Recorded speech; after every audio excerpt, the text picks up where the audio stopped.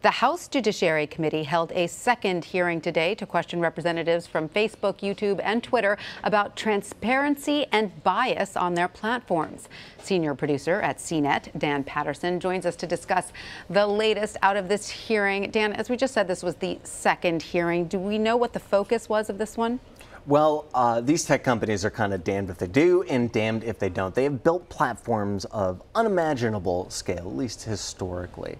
And this means that it's really hard for these companies to police their platforms, even if they have the best of intentions. And we have seen concurrently with that, sometimes these companies don't have the best of intentions, or at least their emphasis is on the bottom line. So what we saw today was a combination of grandstanding, that's to be expected with almost every hearing, and a call for accountability. And that had some substance to it.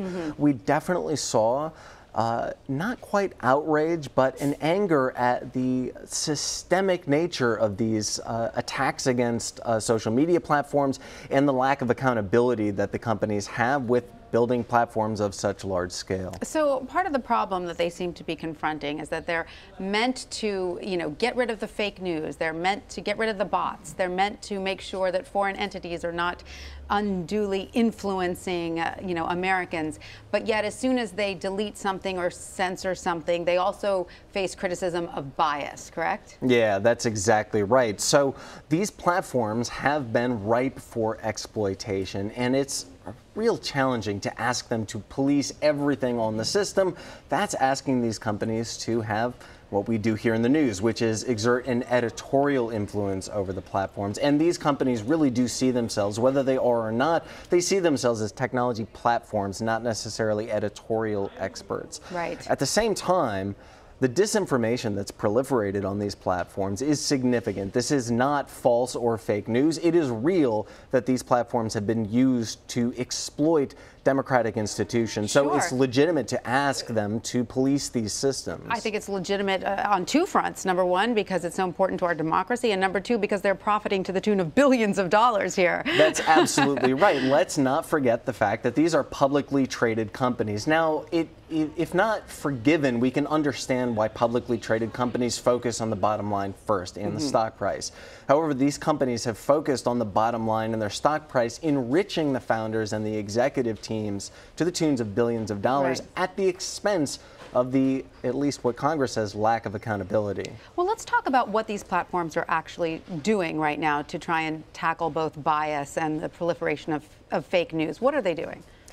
They're doing some things, and they're doing some things pretty well. They're also pushing the responsibility off onto other platforms. So what Google has been doing, or Alphabet with their YouTube platform, is linking to Wikipedia. That sounds pretty good, except that Wikipedia has its own issues with bias and internal politics. Facebook says that they are looking at bad actors on the system, and they've removed millions of accounts. Twitter says kind of the same thing.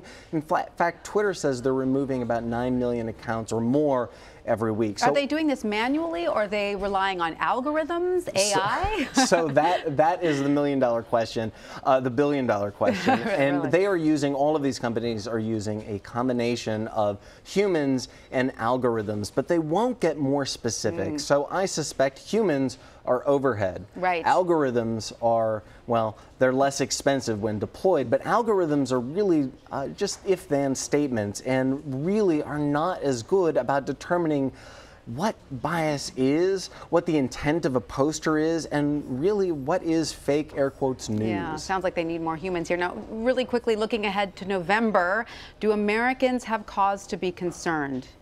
The short answer is yes. The long answer is also yes. And every democratic nation has cause to be concerned. Look, Bob Goodlatte said something that was really interesting. I'm paraphrasing his quote here, but he said, I think if Thomas Jefferson had written the Declaration of Independence and posted it on Facebook, it probably never would have been seen because algorithms would have flagged it and buried it.